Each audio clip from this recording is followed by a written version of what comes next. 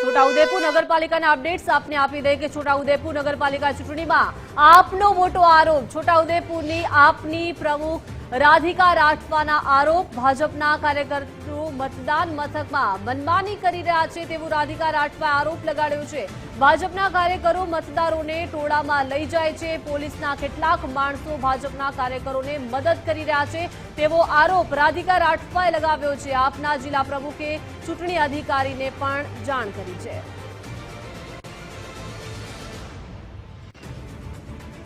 વધુ વિગતો સાથે સંવાદદાતા તોફિક જોડાઈ ગયા છે. તોફિક, છોટાઉદેપુર નગરપાલિકાની જે ચૂંટણી છે તેમાં આપ દ્વારા મોટો આરોપ જે છે તે લગાડવામાં આવી રહ્યો છે. રાધિકા રાઠવાએ ભાજપના કાર્યકરો મતદાન મથકમાં મનમાની કરી રહ્યા હોવાનો આરોપ લગાડી રહ્યા છે. સાથે સાથે એવી પણ જાણકારી મળી રહી છે કે કાર્યકરોને ટોળામાં લઈ જઈ રહ્યા છે.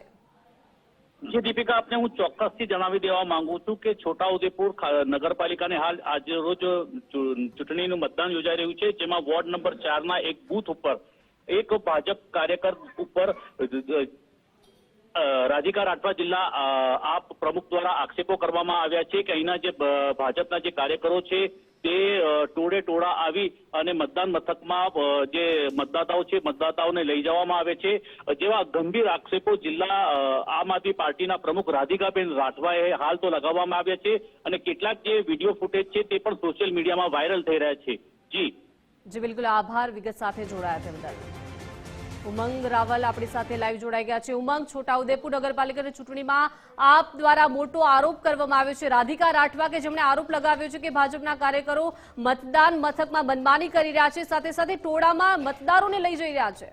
બિલકુલ, જુઓ તમે કે જે રીતે એક પછી એક સમાચાર જે સામે આવી રહ્યા છે. મહત્વની વાત એ છે કે હમણાં જ લગભગ અડધો કલાક પહેલા જે જૂનાગઢમાં વાત સામે આવી, કોંગ્રેસના ઉમેદવાર હતા તેમણે એમ કહ્યું કે ભાઈ ભાજપ છે રાજકોટથી બહેનોને બોલાવી 500,000 રૂપિયા આપી અને ગલીએ ગલીએ ચાલુ મતદાને પ્રચાર કરી રહ્યા છે કે ભાજપને મત આપો. ત્યારબાદ આ છોટાઉદેપુરમાં જોઈએ કે આપના જે પ્રમુખ છે રાધિકા રાઠવા તેમણે સીધો આક્ષેપ કર્યો છે ભારતીય જનતા પાર્ટી ઉપર કે ભાઈ જે કાર્યકર્તાઓ છે લોકોને ટોળામાં લઈ જાય છે, ટોળામાં લઈ જઈ અને તેમને ભારતીય જનતા પાર્ટીને મત આપવા માટે પ્રેરિત કરી રહ્યા છે. એટલે 4 થી 5 એવી જગ્યાઓ છે કે જ્યાંથી સમાચાર આવ્યા કે ભારતીય જનતા પાર્ટી છે એ ક્યાંક ને ક્યાંક મતદારોને રીઝવવા માટેના ચાલુ ચૂંટણી પ્રયત્નો છે કરતા હોય, ઇલેક્શન કમિશનની જે ગાઈડલાઈન છે તેનું ઉલ્લંઘન કરતા હોય તેવા સમાચાર આવી રહ્યા છે.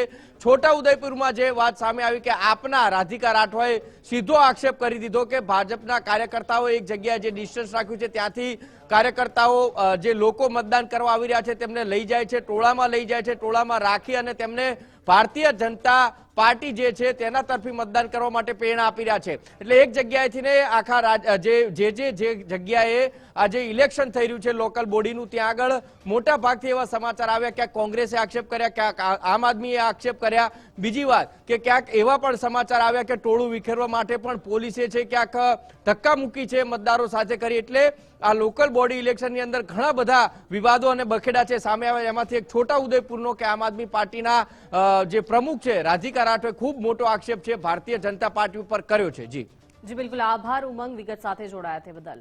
એટલે કે આપના જિલ્લા પ્રમુખે ચૂંટણી અધિકારીને હવે જાણ પણ કરી